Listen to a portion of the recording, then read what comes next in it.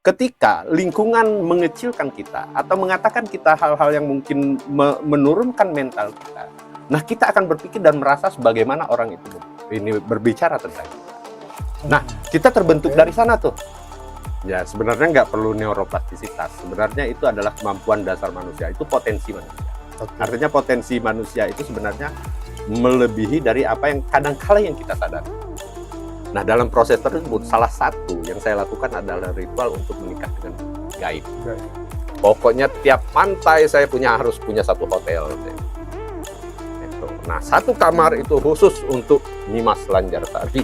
Di perkotaan saya juga harus punya hotel. Itu nanti untuk Nyimas Purbasari.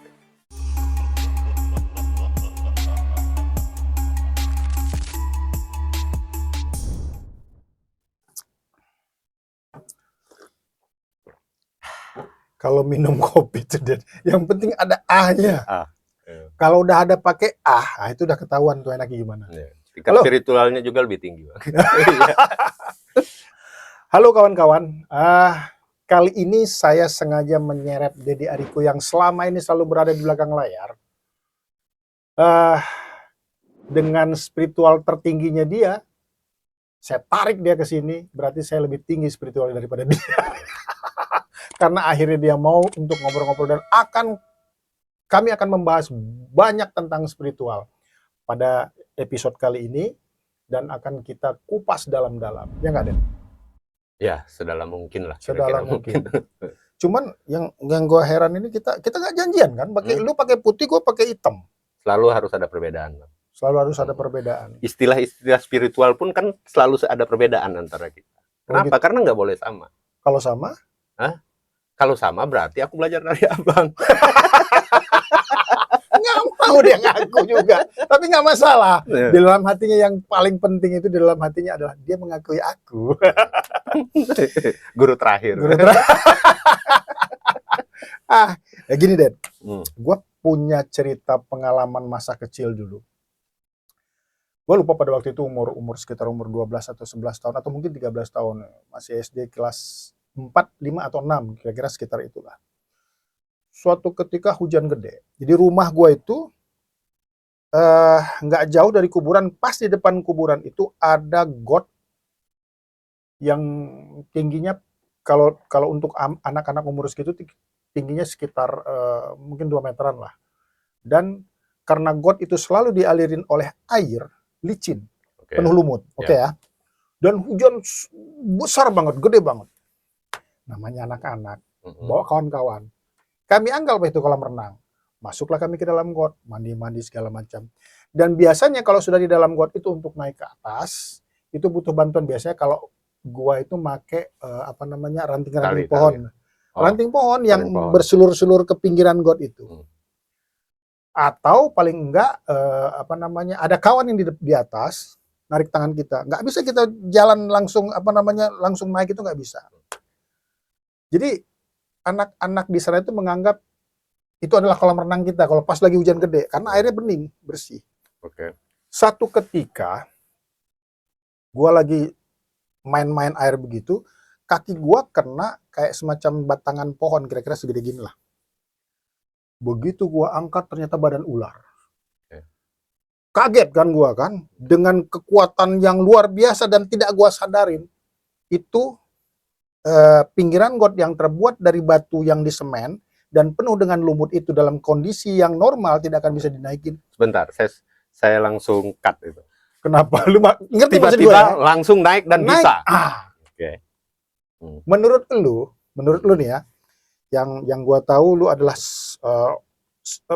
orang yang mendalami spiritual dengan konsep neuroplastisitas. Dari pandangan lu gimana tuh? Ya, sebenarnya nggak perlu neuroplastisitas. Sebenarnya itu adalah kemampuan dasar manusia. Itu potensi manusia. Artinya potensi manusia itu sebenarnya melebihi dari apa yang kadang-kala yang kita sadari. Kita menyadari. Kenapa? Yang kita sadari. Jadi gini, kita berpikir dan merasa sesuatu tentang kita. Nah, itu yang mungkin yang kemudian teraplikasikan dalam kehidupan kita. Berpikir dan merasa ini dipengaruhi oleh lingkungan loh. Salah satu contoh, ketika lingkungan mengecilkan kita atau mengatakan kita hal-hal yang mungkin menurunkan mental kita, nah kita akan berpikir dan merasa sebagaimana orang itu ini berbicara tentang kita. Nah, kita terbentuk dari sana tuh. Artinya ketika kita dikatakan sebagai bangsa yang rendah atau sebagai umat, maka secara otomatis kita akan berperilaku, berpikir dan merasa sebagai umat, sebagaimana orang yang seperti itu. Ini sebenarnya sama dengan orang terbentuk stigma. Begitu. Artinya itu dibentuk oleh pikiran kita sendiri. Artinya kita menyerap informasi lingkungan atau apapun yang kita baca, kita lihat dan kita dengar itu akan mempengaruhi kondisi. Kalau bahasa saya kondisi emosi dan mental. Kalau bahasa Bang Indi kan kondisi kebatinan. Artinya kekuatan kebatinan. Makanya ada istilah olah kebatinan supaya kebatinan kita kuat. Itu termasuk kami nggak sama. Lanjut deh. Iya. Nah, kenapa saya emosi dan mental supaya tidak sama? Walaupun esensi sama itu esensinya bisa sama. Saya tidak ingin sama. Gitu kan. Makanya saya menyebutnya emosi dan mental. Itu artinya emosi dan mental ini sebenarnya lebih dipengaruhi oleh lingkungan, oleh apa yang kita dengar, kita lihat dan kita baca. Itu. Nah, persoalannya lingkungan seringkali membuat kita merasa lebih kecil dari kita yang sebenarnya. Makanya ada istilah potensi diri atau ada istilah dalam spiritual tuh ini diri sejati. Ya, diri sejati. Sebenarnya itu kan artinya kita mempunyai potensi yang mungkin lebih dari apa yang kita pikirkan. Dalam bahasa gua potensi batin. Ya, batin, emosi dan mental. Nah, itu seringkali terpicu ketika kita berada dalam kondisi, artinya mungkin kondisi terdesak seperti tadi karena kita kaget karena kita ini. Dan satu lagi mungkin ketika kita dalam kondisi kesurupan. Makanya orang kesurupan atau orang yang memang ini memiliki sebenarnya kemampuan, dia memicu kemampuan yang sebenarnya atau potensi yang sebenarnya, diri sejati dia. Diri sejati itu bukan berarti kita menemukan hal yang di luar kita. Diri sejati itu ya diri kita ini. Dengan potensi maksimal manusia. Manusia ini artinya potensi maksimalnya tidak terpikirkan. Tapi ketika terpicu, maka akan banyak melakukan hal-hal yang bahkan mungkin ketika logika berpikir bahwa itu di luar logika. Padahal itu logika. Bahwa itu logika dan itu adalah potensi manusia yang sebenarnya. Begitu, Bang Indi. Setelah kemudian gue datang lagi ke situ dan gue perhatikan God itu tadi, dan beberapa tahun kemudian setelah gue mendalami meditasi suwong, mendalami spiritual dengan cara gue gitu kan, akhirnya gue mendapatkan bagaimana itu bisa terjadi, yaitu bagaimana kemampuan itu muncul ke permukaan karena ketakutan yang luar biasa itu memintas critical area, memintas pikiran sadar kita, dan kemudian potensi bawah sadar itu keluar. Jadi selama ini sebetulnya, menurut gua, kita dibatasi oleh pikiran kita sendiri. Kita dibatasi oleh seperti yang lu bilang barusan ya, stigma, dogma-dogma masyarakat, kemudian dari sistem kepercayaan juga begitu banyak hal-hal yang membuat pikiran kita membatasi diri kita sendiri. Nah, menurut elu, dari cara pandang elu, dapatkah ini dimunculkan tanpa harus melakukan hal-hal yang sulit dan lama? Sebenarnya tetap harus ada artinya suatu teknik untuk mendobrak itu. Kenapa? Karena itu udah menyatu dalam diri kita. Salah satu contoh lagi saya akan berikan. Salah satu contoh mungkin. Ya kalau kita di Indonesia tidak menganut paham kasta. Oke kan. Tapi di beberapa wilayah ada paham kasta. Ya. Ada kasta sudra. Mungkin ada lagi yang di bawah itu. Dan orang yang berada di dalam kasta itu berpikir dan merasa sesuai dengan bagaimana deskripsi kasta tersebut. Dia adalah yang paling rendah. Nah, kan begitu kan? Nah, akhirnya dia berperilaku seperti itu. Karena dibentuk oleh pikiran sendiri hingga kemudian seluruh sistem lingkungan tadi, stigma tadi, sistem ini artinya apa yang diinformasi ke dalam diri kita. Makanya mungkin ketika orang yang berada di lingkungan yang positif atau mungkin berada di lingkungan gini aja, mungkin makanya orang kaya, anaknya berpotensi juga untuk kaya. Kenapa? Karena lingkungan dia sudah mensupport itu. Nah, ketika orangnya berada di lingkungan kemiskinan atau apa, itu akan sulit untuk keluar dari sana. Sebelum dia ada suatu informasi yang mendobrak apa yang sedang dipikirkan dalam pikirannya. Gua sepakat itu. Betul. Gue sepakat itu. Nah, artinya bahwa kemampuan bawah sadar pun dari bicara lu barusan bisa diarahkan ke hal-hal yang misalnya untuk bisnis, misalnya untuk bagaimana kita menarik rezeki, misalnya untuk bagaimana kita menjadi tertarik oleh orang lain. Kemampuan bawah sadar itu bisa kita munculkan. Nah, dalam suwung, Den, itu bisa dilakukan dengan meditasi misalnya. Dengan cara gua ya, dengan materi yang gua siapkan nanti untuk apa namanya, untuk kawan-kawan yang ingin mendekat sama kita ya. Nah, ada nggak, kalau menurut lu dari cara lu ada nggak yang bisa sistematis kayak begitu? Ya tetap artinya satu, kita harus membongkar dulu. Membongkar artinya sekarang gini, ini sebenarnya spiritual itu kan seni. Seni, bagaimana? Artinya kita menghidupkan sesuatu di dalam pikiran kita. Orang menyebutnya spirit. Spirit.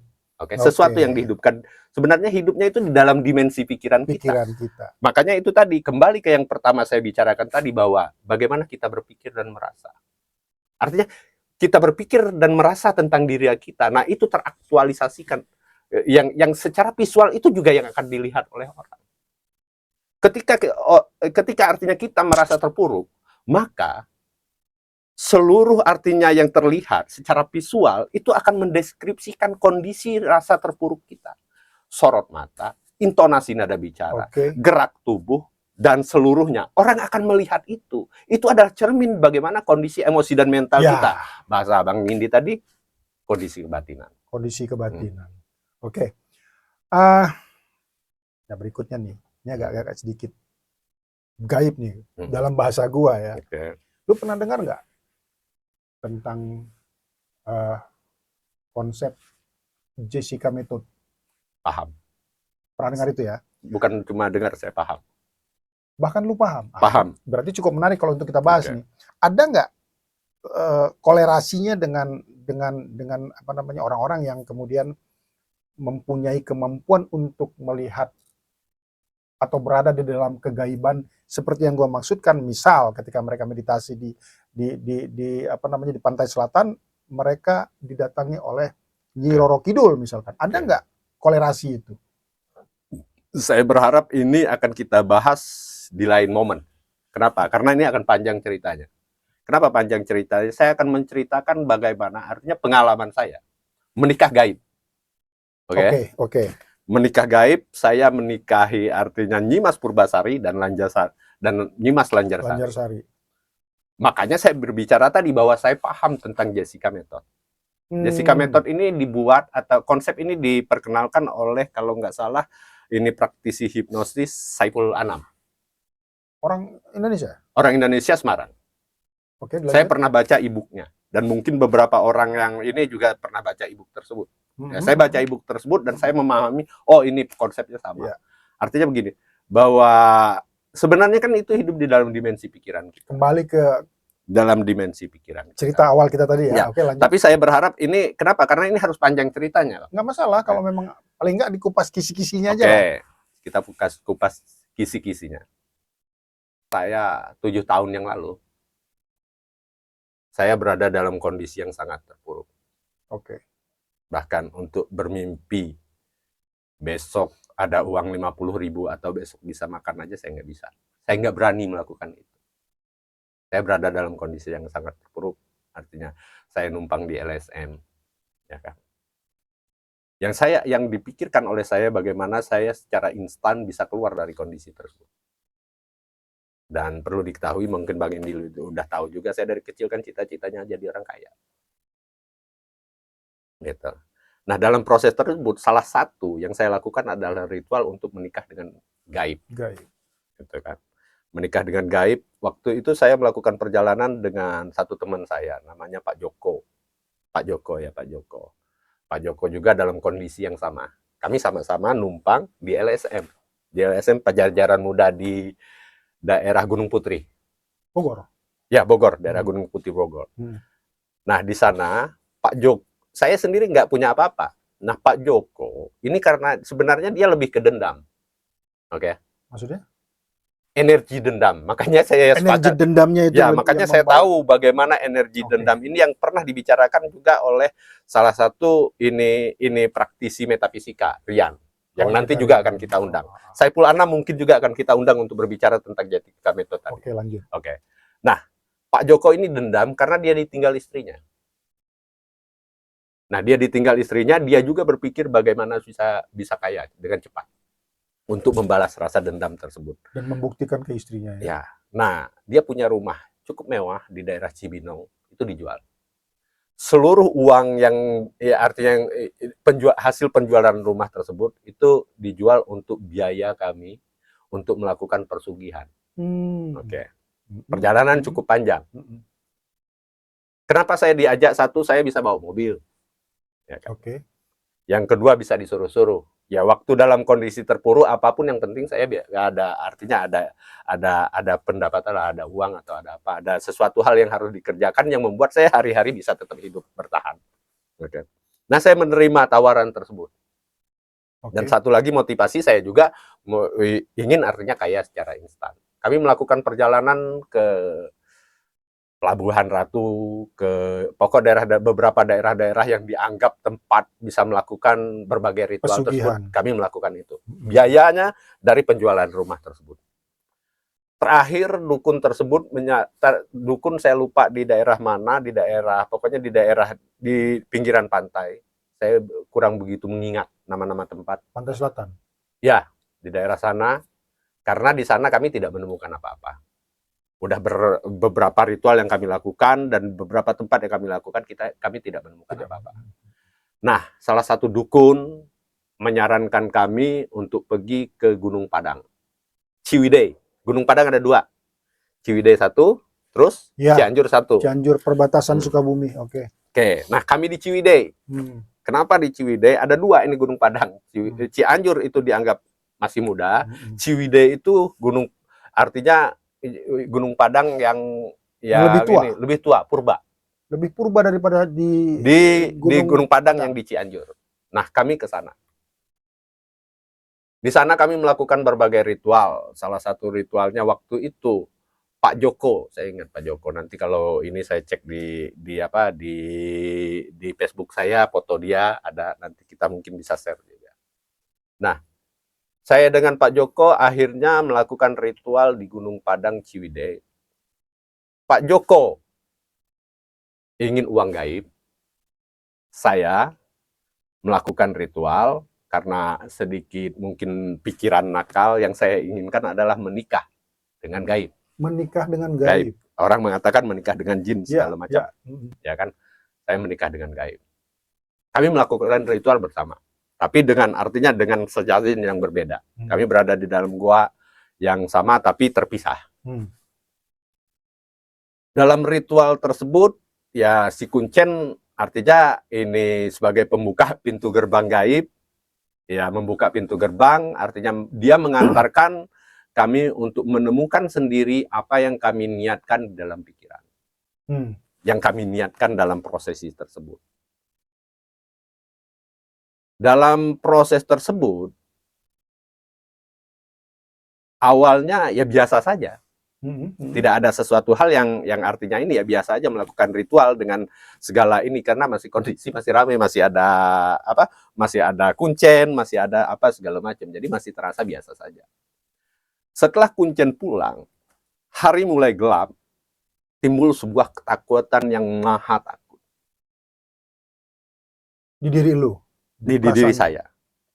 Ya, di diri gue merasakan rasa takut yang amat sangat. Ini pengalaman pertama untuk artinya terhubung dengan kegaiban. Saya nggak tahu dengan Pak Joko karena kami terpisah. Dan bahkan mungkin nggak mikir karena lu udah sibuk dengan pikiran lu sendiri. Ya, itu salah satunya. Nah, di tengah malam Pak Joko tiba-tiba masuk ke ruangan saya, artinya ke dalam ini bagian saya. Kenapa? Alasannya dia takut, iya kan? Oke, dia takut nih. Bukan alasannya takut, alasannya terlalu dingin di tempat dia. Sementara di tempat saya juga dingin, sama ini cuaca di gunung memang dingin. Ya kan? Alasannya terlalu dingin. Menurut saya sama, dingin semua. Nah, Dia pindah ke tempat saya dan dia mengatakan di sana terlalu dingin dan dia akhirnya tidur di sana. Dia tidur. Dia tidur. Lu tetap melakukan ritual. Dia mengatakan dia nggak sanggup karena secara faktor usia dia merasa nggak sanggup dengan rasa dingin tersebut. Menurut saya itu alasan. Kenapa? Karena saya merasakan ketakutan yang maha sangat waktu itu juga. Dan saya pikir dia berada dalam kondisi yang sama. Nah, dia berpesan, kita jangan, kalau kita tidak ada hasil, jangan pulang. Ini berarti kan terpaksa kamu yang melanjutkan. Kita udah habis dana banyak. Si Pak Joko tadi ngomong. Pak Joko tadi. Gitu. Saya bukan berani. Cuma kan yang membiayai dia, iya kan? Iya kan? Nah, kalau seandainya saya berhenti waktu itu, terus dia mungkin marah atau apa karena biaya udah banyak habis. Terus saya berhenti. Kalau saya pulang nanti nggak bareng dia, terus saya pulang bagaimana? Iya kan? Itu faktornya. Jadi saya dalam kondisi mau tidak mau untuk terus melanjutkan ritual tersebut. Nah, dalam kondisi tersebut, saya merasakan sesuatu hal yang sangat luar biasa. Ini mungkin salah satu faktor, artinya yang memicu ya bahasa orang kebangkitan spiritual dan segala macam. Gue potong sebentar. Apa? Ketika lu melakukan ritual itu, apakah lu meditasi dengan cara lu atau lu melakukan apa? Ada wiritan atau ada bacaan yang diberikan oleh Kuncen. Oke, lanjut. Ya, ini kan 7 tahun yang lalu. Saya lupa dengan bacaan. Lanjut. Tapi bacaan itu dibaca berulang-ulang. Yang intinya adalah mempertemukan saya dengan apa yang saya pikirkan. Apa yang saya niatkan. Ya.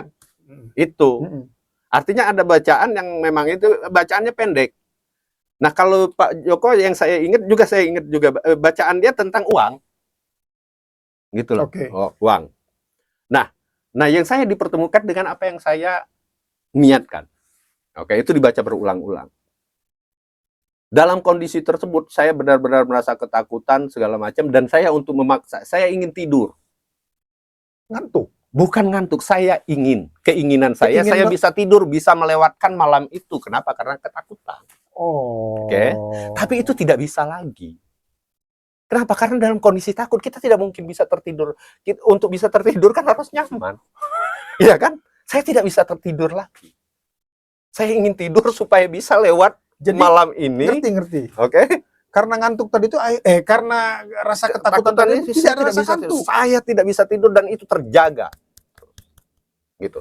Nah, di sanalah saya berkenalan dengan apa yang namanya kegaiban itu. Artinya dengan kegaiban itu seluruh hal. Awal pertama yang muncul adalah apa yang saya ketakutkan itu muncul semua. Hal pertama yang saya takutkan ada ular. Nah, muncul di sana ular, segala macam bentuk ular. Saya berada di dalam ular itu, berada di tengah ular-ular yang luar biasa, dan itu membuat saya benar-benar ketakutan. Saya nggak bisa nangis, saya nggak bisa teriak, saya nggak bisa ini. Yang ada di dalam pikiran saya waktu itu cuma kalau bisa saya keluar dari sini, saya pulang. Saya lupa dengan niat saya untuk mau jadi kaya apa segala macam yang ada di dalam pikiran saya waktu itu, saya pulang. Nah, saya terpikir, kan di kampung juga ada semacam leluhur segala macam. Setiap mungkin di kampung-kampung lagi sama. Ketika kita mau merantau segala macam, kita pamit dengan leluhur kita dengan apa segala macam. Kami punya leluhur juga. Leluhur kami di daerah Bengkulu itu namanya si Pahit Lidah. Pahit Lidah satu. Ini yang satu lagi ini apa? Singomacan. Ya, sebentar gua potong. Ini ketika lu kepikiran ini, lu dalam kondisi yang ketakutan tadi itu? Ya, dalam kondisi ketakutan itu kita hanya yang ada kan berarti kan yang kita butuhkan kan pertolongan. Iya. Satu, pertama kan saya tidak dekat dengan Tuhan. Iya kan? Makanya yang terpikirkan bukan Tuhan. Yang terpikirkan adalah leluhur. Itu. Nah, ketakutan yang membuat saya terpikir akan leluhur tersebut itu muncul. Dalam kondisi itu tadi ya? Dalam kondisi itu. Kenapa? Karena yang artinya yang terlihat oleh saya, yang artinya saya berada dalam dimensi yang saya sendiri tidak ketahui, ya kan seluruhnya muncul. Apa yang ditakutkan, apapun, pokoknya semuanya muncul. Saya artinya berada di dalam lingkungan itu, di dalam lingkungan yang sangat mengerikan. Yang ada cuma itu tadi, rasa kalau bisa saya keluar dari lingkungan itu. Artinya keluar dari goa itu. Oke, lanjut. Gitu. Nah, ketakutan itu kan yang membuat saya akhirnya berpikir apa sih yang kira-kira bisa yang bisa membantu, yang bisa membuat saya artinya merasa lebih ini artinya lebih kuat atau merasa bisa menjaga artinya kenormalan pikiran saya. Kenapa? Karena ketakutan itu kalau orang kan kalau takut bulu roma nih. Bulu Roma. Saya sampai ke tulang-tulang. Saking takut. Jadi kayak ngilu atau Itu apa luar biasa. namanya? Saya nggak tahu namanya. Itu adalah pengalaman yang sangat luar biasa. Artinya saya tidak bisa mendeskripsikan rasa takut itu, makanya saya sebut sampai ke tulang-tulang. Ketakutan itu. Orang batas bulu roma yang berdiri. Saya sampai ke tulang-tulang. Oke? Oke, Ya kan? lanjut. Itu kan artinya ketakutan yang sangat luar biasa. Gitu. Nah, dalam momen itu ya muncullah yang si pahit lidah, ya kan, dengan rajo macan. Oh. Itu muncul. Tapi ketika mereka muncul yang ada di pikiran saya, mereka tiba-tiba seolah ingin menghilang ini dalam bentuk artinya semacam ini debu pasir itu. Nah, saya ingin mempertahankan keberadaan mereka sehingga itu saling tarik menarik. Ini nanti artinya ini nanti yang akan menjadi pengalaman bagaimana saya memahami mekanisme kegaiban di dalam kehidupan manusia. Ini artinya kan proses ini kan saya memperhatikan gitu. Nah, hilang artinya kan ini leluhur saya ini saya yang mempertahankan di dalam pikiran saya, mereka tetap ada dan saya bisa melihat mereka ada di belakang saya. Iya. Logika sekarang kalau kita berpikir secara normal, bagaimana kita melihat dia ada di belakang kita? Iya. Oke. Tapi saya melihat mereka ada di belakang saya. Dua. Artinya si pahit lidah tadi dengan si Puyang Rajo Macan kami menyebutnya. Harimau berarti ya, macan. Puyang Rajo Macan itu dalam bentuk manusia juga. Oh. Dalam bentuk manusia. Bukan harimau itu. Bukan harimau. Oke, lanjut. Oke. Kenapa? Karena yang ada di dalam pikiran saya kan bukan harimau, puyang saya, leluhur saya. Masa saya leluhur saya harimau kan? Oh, ya kan? Oke. Dalam bentuk sosok manusia, ya kan? Ada artinya dia ada di belakang saya, bisa melihat mereka. Oke. Berarti kan kesimpulan saya saat ini bahwa saya melihat kan bukan dengan mata saya. Tapi semua seolah nyata. Kenapa? Karena saya bisa melihat mereka. Jadi yang melihat itu adalah pikiran lu. Pikiran. Tapi itu terasa nyata, jelas. Dalam kondisi yang luar biasa takut tadi hingga bukan hanya secara visual, saya bisa mendengar suara gemuruh, suara artinya segala macam hal-hal yang menakutkan itu. Artinya kan begini, ada tarik menarik di dalam pikiran lu pada waktu itu ya, di bawah sadar lu. Yang satu adalah hantu ketakutan, dan kemudian mewujud di dalam pikiran lu. Yang satu adalah sosok yang ketergantungan, yang menurut lu bisa bergantung untuk mencari keselamatan lah, kan gitu. Sebab secara emosional atau secara perasaan lu nggak dekat dengan Tuhan, tapi lu dekat dengan leluhur lu, kan begitu kira-kira ya? Ya. Bisa dibilang begitu ya? Ya bisa dibilang begitu. Artinya kan yang ada di pikiran waktu itu. Karena ada di pikiran pada waktu itu, oke lah ya? Ya. Oke. Nah, jadi gini. Ada 3 tipe pikiran yang kita sama-sama tahu dan kita pernah bahas juga itu. Tipe pertama adalah visualistik, kemudian auditory, kemudian kinestetik. Nah, ini pengalaman gua juga nih. Gua pengen bicara tentang pengalaman gua. Aku sambil minum dulu. Sambil silakan. Gue jadi pengen minum juga nih. Kawan-kawan kalau pengen minum silakan minum baru tonton kami lagi. Ya atau tonton sambil minum. Oke lah, gua lanjut ya. Satu ketika gua meditasi, karena ini adalah katakanlah ini satu ritual yang diharuskan oleh guru gua meditasi di tempuran kali. Jadi kalau dalam bahasa Jawa itu tempuran. Jadi ada 2 pertemuan kali menjadi satu. Nah, di pertengahan itu, oke ya, dalam perasaan gua itu merupakan satu mungkin karena ada yang satu energi dari gunungnya A, yang satu energi dari gunung B, kemudian di bawah air, kemudian bertemu di situ, terjadilah pusaran energi. Nah, biasanya untuk orang-orang dalam budaya, tanda kutip ya, budaya lokal itu merupakan satu tempat yang wingit untuk mendapatkan satu energi tertentu. Oke ya, gue meditasi di situ.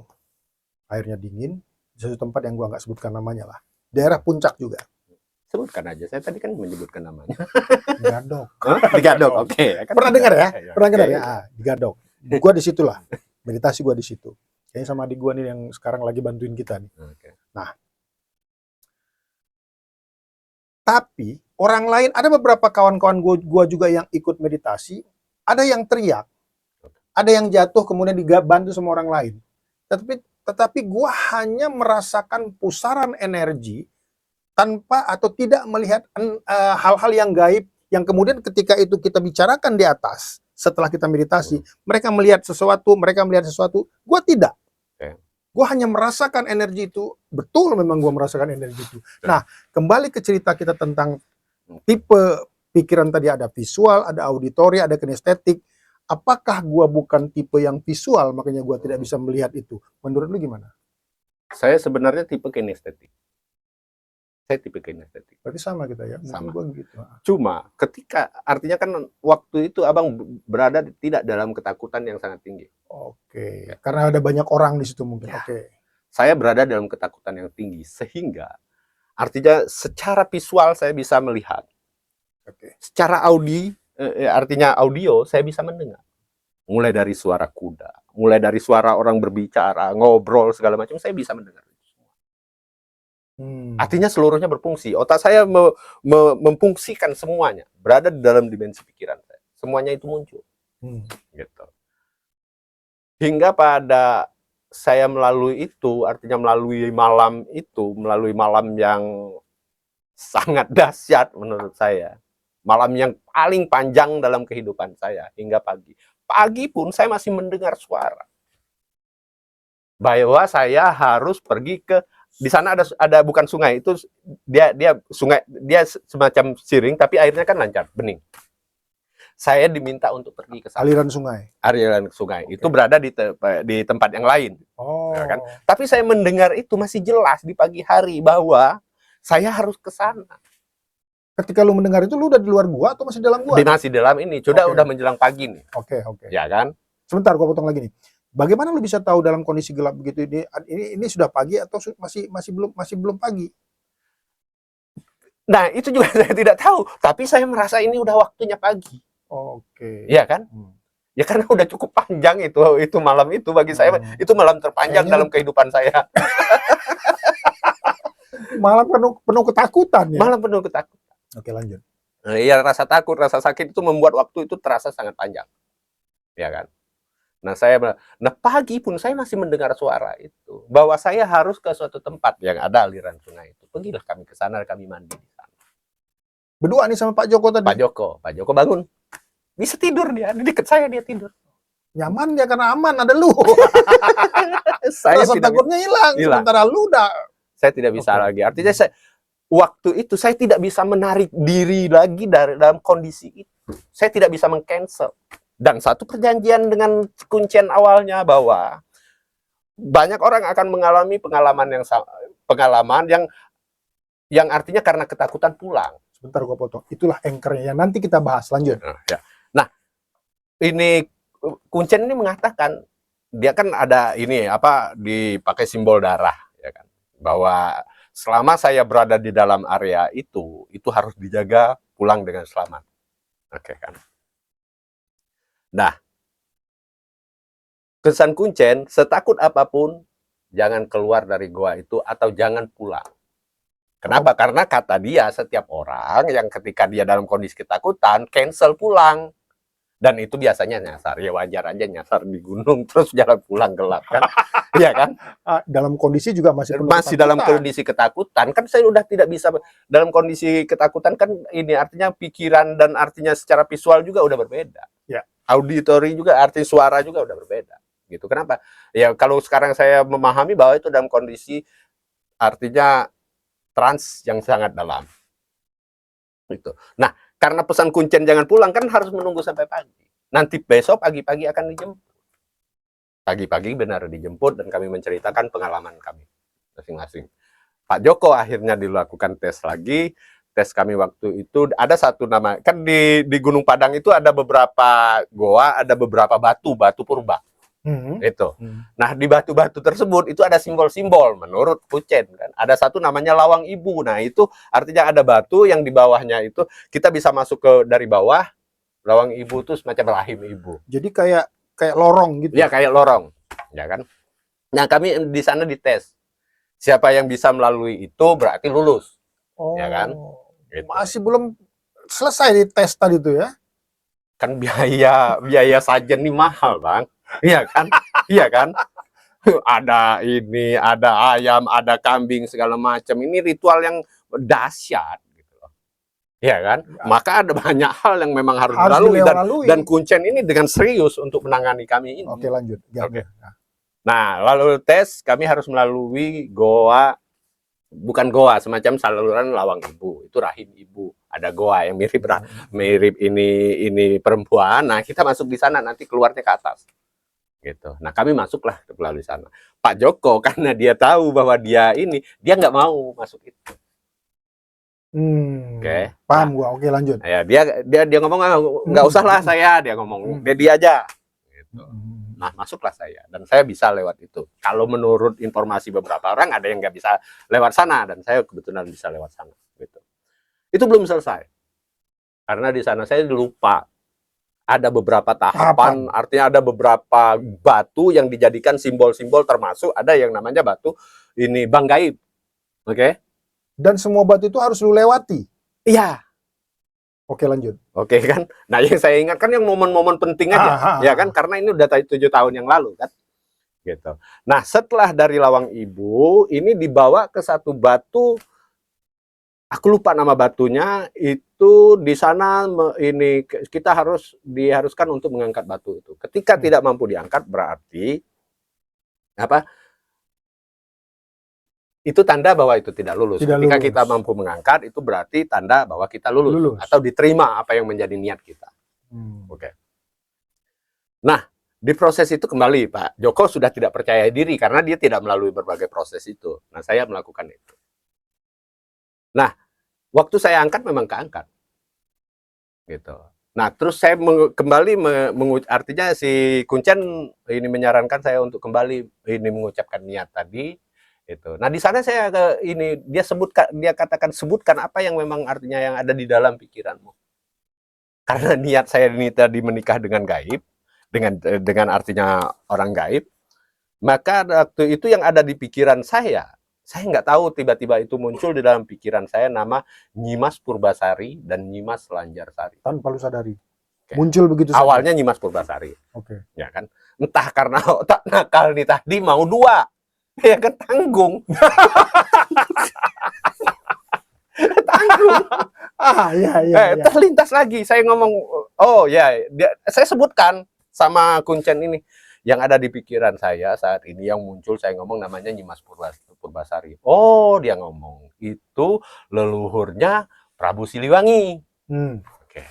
Artinya lebih purba lagi dari Prabu Siliwangi. Prabu Siliwangi aja berarti, konsepnya kan purba. Nah, kalau lu jadi kawin berarti itu jadi murid cucu lu. Nah, karena yang saya kawini ini tadi Nyimas Purbasari, jadi Prabu Siliwangi itu salaman cium tangan. Leluhurnya. Oke. Sebentar gua potong nih. Pada waktu lu mengangkat batu itu dan berhasil dan lu mengucapkan niat, kenapa nggak lu bilang niat kekayaan, tapi justru malah memilih untuk kawin gaib? Iya, waktu itu satu. Memang awal kan niat memang itu.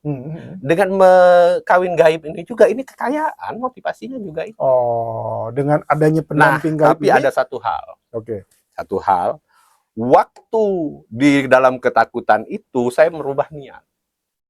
Saya nggak minta kekayaan lagi, saya nggak minta apa-apa lagi. Saya cuma ingin pulang dengan selamat. Akhirnya karena penuh ketakutan tadi, akhirnya saya tidak minta apa-apa lagi dengan yang saya sebutkan, artinya dengan niat saya ingin menikahi gaib segala macam. Ya artinya yang ada di pikiran saya, apa yang saya ucapkan melalui pikiran saya bahwa saya tidak ingin lagi, saya cuma pengen disayang dan saya selamat pulang. Saya tidak minta apa-apa, saya tidak berani minta apa. Berarti lu lulus, tetapi memilih untuk tidak lulus.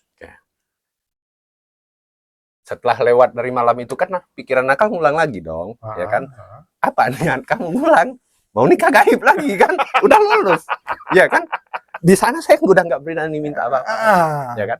Nah, paginya kan keinginan yang awal tadi ya nikah gaib. Nah, maka dia sebut siapa, ya kan?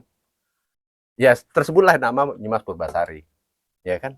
Pikiran nakal, saya sebut nama satu lagi, ini namanya Abah ini Undang, Abah Undang, Abah Endang. Abah yang ini kuncennya namanya ya, Bandang. ya. Nanti mungkin kita ada boleh, ini kita lakukan lagi di sana, itu reuni, ya kan? Saya reuni di sana, ngobrol-ngobrol reuni dengan ini, dengan artinya dengan siapa Endang tadi, bukan Abah Endangnya, tempat-tempat ini tadi. Tempat-tempatnya. Ya, oke, lanjut. Mungkin juga artinya kan kita akan ketemu dengan Abah Endang itu. Nah, setelah artinya ini kan, setelah saya menyebut itu, ini nama Nyimas Bah, saya ngomong kayaknya bukan satu Bah. Sahadei dia ngomong kan, Nyimas Lanjarsari. Aduh, itu yang katanya yang ada di ini, di artinya di laut. Ya udahlah dia ngomong. Berarti itu menjadi bagian. Jadi si Lanjarsari ini tadi siapa? Nggak dijelaskan siapa tadi? Yang dari laut. Bukan di sini areanya. Artinya yang berada di daerah pantai. Oke.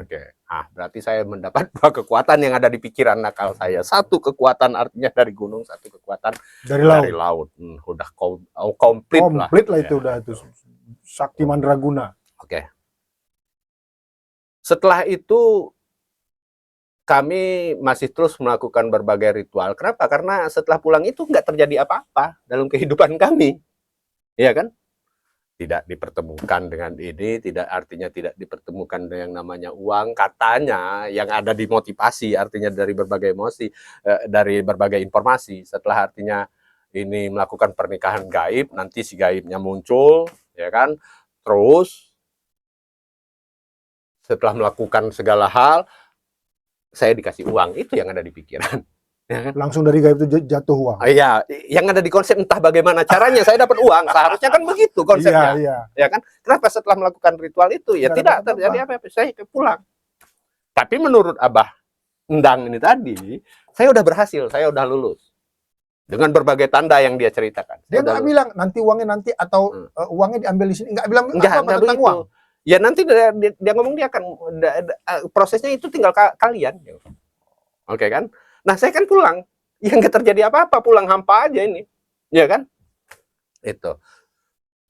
Akhirnya kami dengan Pak Joko ini terus melakukan meditasi di sana, berulang-ulang, mungkin dalam satu bulan tuh 2-3 kali. Kenapa? Karena belum dapat uang ini. Kayak semacam rutinitas jadinya.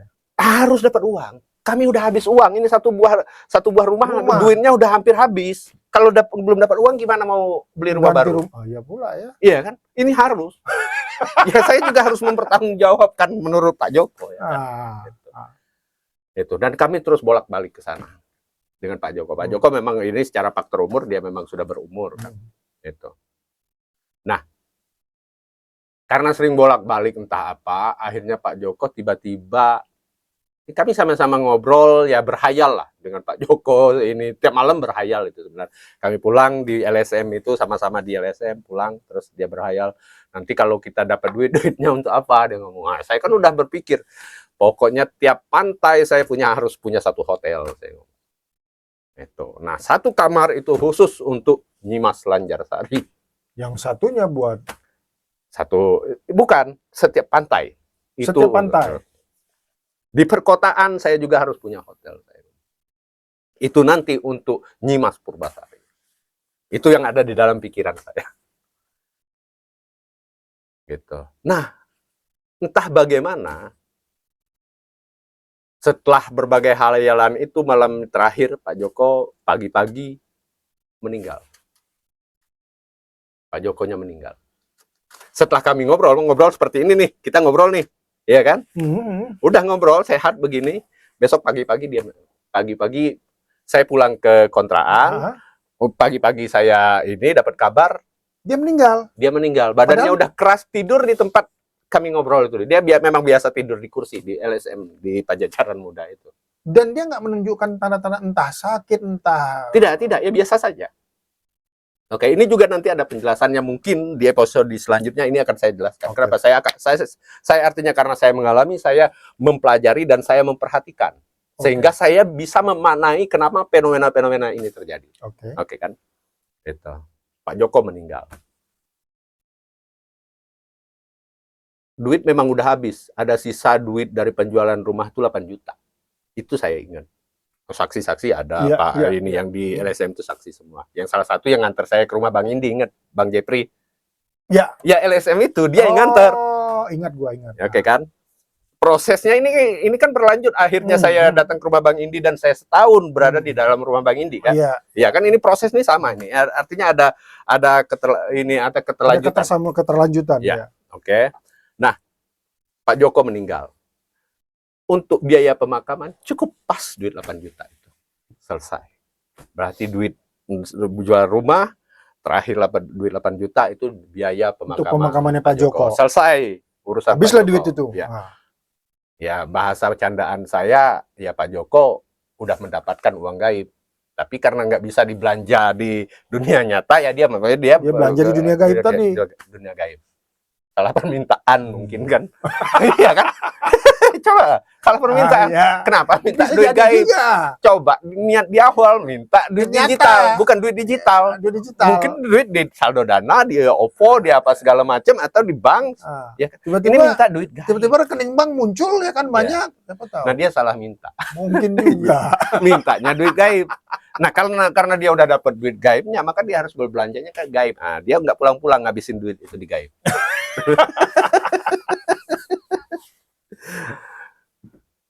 Akhirnya ya karena saya udah keseringan ke Gunung Padang, saya akhirnya terus bolak-balik. Kenapa? Karena terkenal sebagai orang yang biasa ritual di sana. Nah, orang-orang banyak juga yang ingin melakukan ritual, akhirnya kan harus bertanya ke saya yang paham.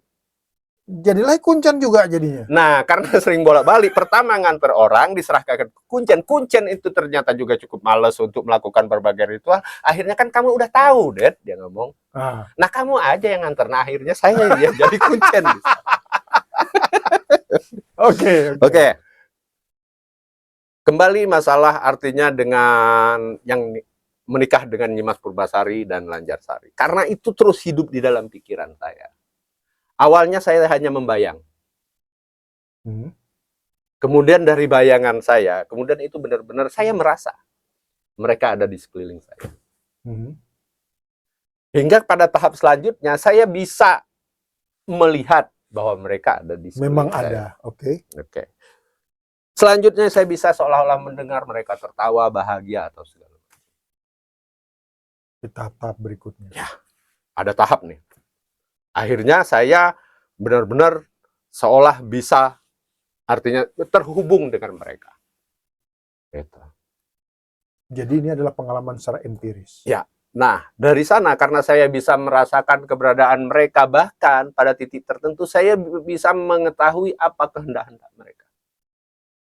Jadi, saya bisa, oh hari ini dia mau sajennya waktu itu susu putih, pakai kopi, segala macam. Terus ada lagi apa? Wangi-wangi ini. Dupa? Bukan dupa, ada yang ini. Ya apa? Menyan? Bukan kemenyan, ada yang harum, wangi. Gaharu? Gaharu? Bukan. Apel gin. Apel gin? Ya apel gin. Oh, saya tahu nih. Dia ingin apa saya tahu. Nah, apa yang sebelumnya saya tidak sukai, wewangian segala macam, kemenyan segala macam, itu semua terasa harum dan saya sangat menyukai seluruh aroma-aroma tersebut. Saya menyukai aroma, artinya aroma kemenyan, saya menyukai aroma jin, saya menyukai aroma-aroma minyak entah yang kalau aneh-aneh yang secara umum bagi orang ini minyak apa sih? Yang selama ini belum pernah lu temuin baru itu kan? Tapi akhirnya menyukai gitu. Saya menyukai itu. Saya berada dalam kondisi itu. Jadi saya seolah mengetahui bahwa hari ini mereka, Nyimas Purbasari dan Nyimas Lanjarsari marah. Saya bisa tahu bahwa mereka sedang senang. Ketika saya berjalan entah kemana, saya bisa merasakan mereka ada di mereka mengikuti. hingga pada titik tertentu. Saya sudah tidak bisa lagi membedakan apakah yang ini nyata, apakah yang ini tidak nyata. Semua udah sama. Saya bisa berkomunikasi. Saya bisa artinya mendengar mereka berbicara atau saya berbicara ke mereka. Oke. Ya kan? Nah, ketika saya berbicara dengan Bang Indi, dulu misal kita berbicara Misalkan seperti dulu. ini, ketika dia berbicara juga menyela pembicaraan kita berdua, saya bisa aja berbicara dengan dia. Kenapa? Apa masalahnya kira-kira? Tadi misalnya ada yang nyela bahwa apel jin. Oh ya, apel jin. Bisa aja kalau misalnya kalau ini mereka berbicara dengan saya. Saya berada pada posisi artinya tidak bisa membedakan lagi.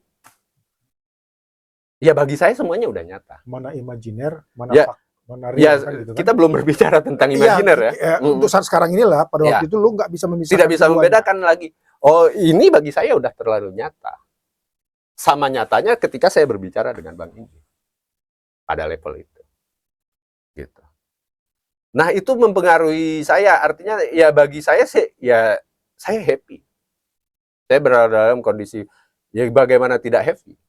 Saya mempunyai 2 istri yang kecantikannya itu hanya ada di alam fantasi manusia.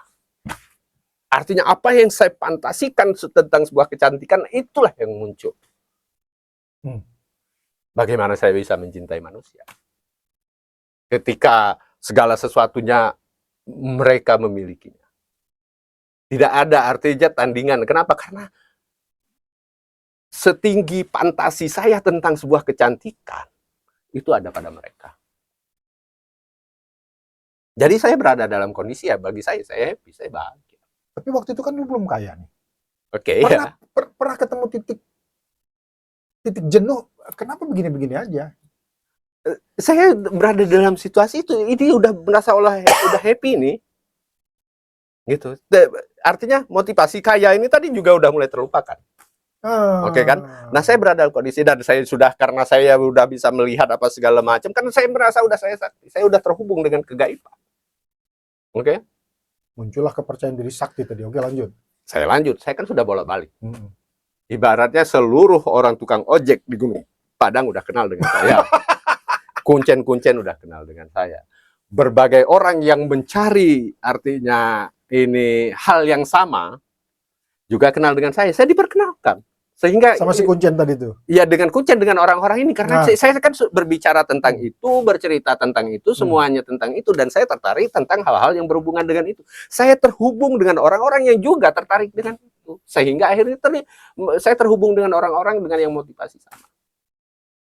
Dan mereka akhirnya meminta saya untuk selalu menjadi artinya perantara. Tapi kan mereka lupa, saya sendiri yang saya minta juga belum muncul, mereka udah percaya. Iya kan? Saya belum kaya. Tapi mereka dengan berbagai ini juga akhirnya ya udah ada di tolong antar saya, ada di tolong antar. Saya cuma satu dari sana, akhirnya saya mempunyai kehidupan nih. 1 biaya operasional, 2 biaya pengantaran, yang ketiga biaya kuncen. Yang keempat biaya sajen. Saya ada, misalnya kalau orang sajennya ini dari sana saya udah mendapat keuntungan. Oke, saya udah hidup. Udah mulai nih ada pendapatan. Setidak-tidaknya imbas dari Nyimas Purbasari dan Lanjarsari. Iya kan? Itu. Minum dulu. Iya, gue minum dulu lah. Gue tertarik dengan cerita lu jadi sampai lupa minum. Ya. Oke, lanjut. Kan saya dalam proses itu saya ngontrak di rumah Pak D. Bagio. Ini lain lagi nih orangnya. Ya, lain lagi. Kan saya ngontrak. Saya tinggal nggak jauh dari. Ya, artinya tidak ada hubungannya dengan ritual yang selama itu lu jalanin, si Pak Bagio ini. Ini berhubungan akhirnya nanti. Akhirnya berhubungan. Akhirnya berhubungan. Jadi saya ngontrak di sana. Karena melihat pertama mulai dari aroma dupa segala macam dengan berbagai artinya tingkah laku, artinya apa ini perilaku saya yang mungkin berbeda menurut dia dengan orang lain. Dia menyelidiki ngapain anak ini. Oke, apalagi itu di rumah dia. Ya kan aroma segala macam yang sangat saya sukai itu kan juga keluar dong. Iya. Ya kan. Nah, kebetulan dia ini praktisi ya, praktisi atau ini pelaku dari kejawen, Oh, praktisi. ya kan, praktisi Pelaku. kejawen, pelaku kejawen dengan keilmuan sastra jendra. Oke. Gitu. Pak Bagio ini tadi ya? Wah. Saya itu ngontrak di rumah dia itu, dia tahu nih bahwa saya kesulitan secara keuangan. Kadang terlambat, kadang apa gitu. Gitu. Secara ekonomi dia tahu. Tapi karena ngelihat ini akhirnya ya dia maklumi. Kenapa dia maklumi? Karena akhirnya dia ngomong, coba kita ini, dia cerita yang sebenarnya. Saya ceritalah apa yang saya. Dan dia artinya tidak menghakimi dari apa yang saya lakukan. Ya, artinya lu mencertai tentang yang lu ceritain tadi ke dia. Karena ini berdampak nih, lingkungan berdampak. Cuma waktu itu kata dia, ya dia yang bertanggung jawab terhadap saya, terhadap lingkungan. Kenapa? Karena perilaku saya udah berbeda, ya kan? Ya mungkin pesugihan, mungkin apa, itu menurut segala orang kan. Kenapa? Karena aroma segala macam, tiap malam melakukan berbagai ritual segala macam kan. Itu mulai juga karena saya sering ritual di rumah. Beberapa teman yang hobi dengan itu juga mulai mendekat. Mulai datang. Itu. Akhirnya saya dipanggil oleh ini karena dia pemilik rumah juga, dan dia juga mungkin ada tetangga-tetangga yang merasa terganggu segala macam. Ada satu titik juga waktu itu ada yang kesurupan, anak kecil kesurupan dan berbicara tentang ada sesuatu di rumah saya, begitu kan, orang kesurupan kan, ada cewek dia ngomong ada perempuan di rumah saya. Begitu. Oke. Ini sebenarnya berbeda, tapi ini nanti sebenarnya bisa dijelaskan kenapa itu terjadi. Nah, anak kecil ini kesurupan terus menyebutkan bahwa ada perempuan di rumah Om Deddy. Oke kan. Nah, Pak Bagio ini karena dia ini pelaku kejawen dan bagi dia memahami itu. Nah, saya dipanggil dan artinya dipertanyakan lah apa yang saya lakukan. Dan saya cerita tadi kan, artinya saya ceritakan semua dan dia tidak menghakimi, cuma dia katakan untuk ini dia ngomong ya udah kamu lakukan hal-hal yang lain untuk meningkatkan ini. Bisa nggak gua potong sebentar? Oke, boleh. Saat sekarang ini, entah karena tanpa lu sadari akhirnya muncul energi dari bawah sadar lu, dan gua merasakan ada yang hadir. Gua sangat merasakan ada yang hadir. Oke, dilanjut deh. Oke.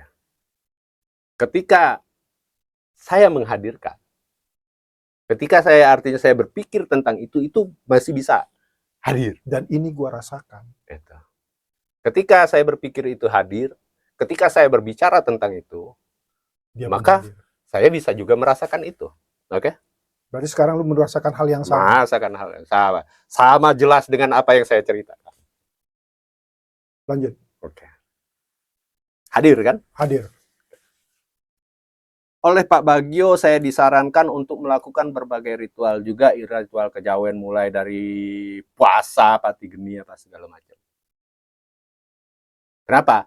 Sekarang saya tahu motivasi dia supaya saya keluar dari kondisi itu. Kenapa? Karena menurut dia saya berada dalam kondisi yang udah mendekati, bukan mendekati, udah berada dalam kondisi gila. Bagi dia. Bagi dia nih ya, dari bagi dia. Mungkin bagi orang umum. Mungkin ketika Bang Indi ketemu saya waktu itu juga, ini udah gila. Oke, lanjut. Oke kan? Jadi saya dibimbing kembali. Ternyata motivasi Pak De Bagio untuk supaya saya tidak terhubung lagi dengan hal. Nah, saya belajar namanya ilmu sastra jendra. Gitu. Ya, berbagai hal yang memang artinya ritual itu dilakukan oleh saya, artinya sampai puasa segala macam saya lakukan. Hingga pada titik tertentu saya mempunyai motivasi lain, berubah motivasi. Ya kan? Berubah motivasi. Bentar. Bisa minta air putih nggak, Bang? Sorry. Apa namanya, jadi konsentrasi gue terbelah dengan energi yang datang dan dengan mendengarkan lu, jadi gue pengen netralisir dulu. Sambil lu ngobrol aja nggak apa. Oke. Minum lagi, aku juga begitu. Pengennya air putih. Oh, berarti lu merasakan itu juga ya? Oke. Saya menghadirkannya. Oke, ya.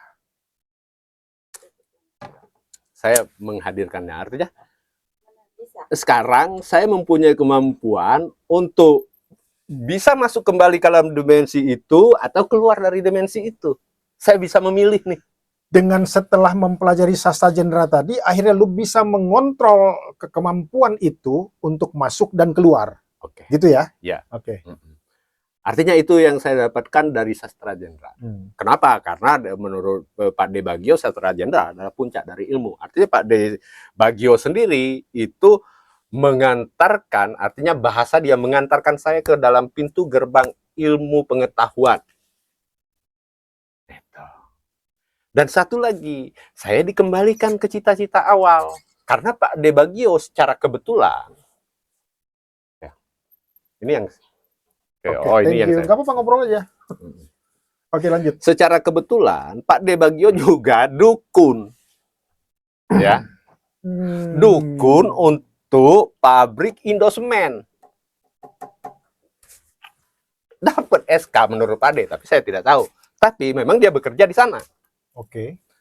Dia dapat SK langsung dari ini apa Indosemen ini. Manajernya. Iya, yang pemilik Indosemen ini bukan orang Indonesia, orang luar. Korea. Bukan, Jerman atau daerah mana? Daerah mana emang itu? Pokoknya pemilik Indosemen lah. Artinya pemilik Indosemen. Jerman, daerah dari Jerman. Oke, lanjut. Dia dapat ini, ya? dan dia dapat gaji dari sana. Gaji dia di atas rata-rata. Itu yang membuat saya termotivasi. Ini cocok guru nih. Kenapa? Karena gaji dia aja terakhir menurut dia 50 juta satu bulan. Sebagai dukun ya juga dia bekerja lah sedikit-sedikit di sana. Tapi posisi dia adalah dukun, artinya yang melakukan pengamanan secara spiritual di Indosemen. Dia buka tuh. Dia ngomong pertama ya kalau kita mau ini yang memang artinya matang secara spiritual, dia ngomong kita juga seharusnya tidak bermasalah secara finansial. Pak De nih, gaji Pak De nih, dia 50 juta nih dari sini. Dan akhirnya itu yang membuat lu termotivasi belajar sama lagi, kembali lagi niat awal menjadi kaya. Ya, dengan berbagai ritual itu, memang saya artinya ada, secara ini memang ada simbol-simbol. Waktu itu saya disuruh pulang ke Bengkulu oleh Pak De Bagio untuk meminta maaf kepada orang tua. Kembali lagi karena saya menceritakan apa yang terjadi ini, saya kembali ke leluhur yang ada di ini di Bengkulu. Saya lakukan lagi ritual. Ada memang ada ritual, bukan ada ritual. Saya punya semacam niat ketika saya saya mempunyai niat untuk artinya ini melakukan ritual di sana. Niat saya waktu itu bukan kecil, 32 ayam biring kuning yang harus saya potong di leluhur saya. Apa tuh ayam biring kuning itu? Ayam yang ini, yang apa, ada kuning-kuningnya. Oke, lanjut. Saya tak bisa mendeskripsikan, tapi itu bagian dari tradisi yang ada di Bengkulu, namanya ayam biring kuning.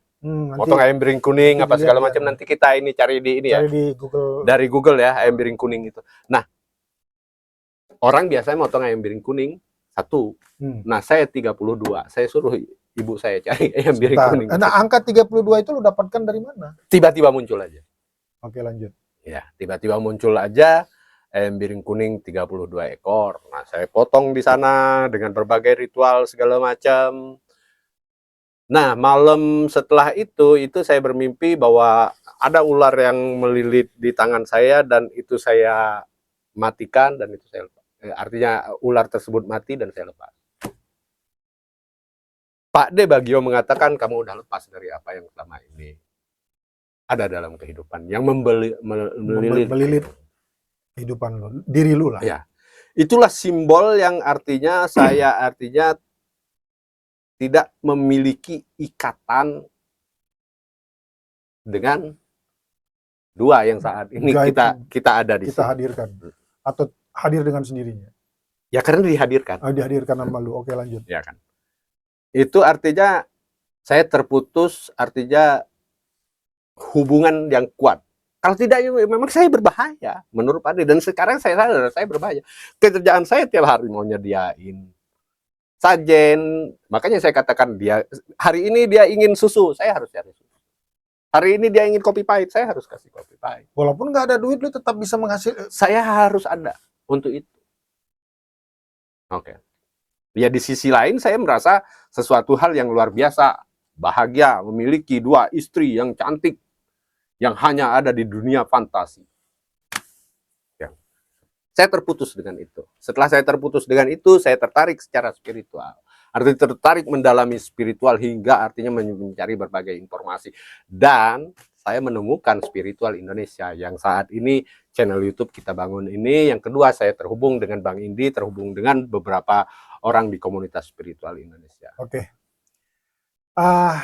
Ini nanti akan kita lanjut ya di segmen berikutnya. Tapi kita mesti harus istirahat dulu nih.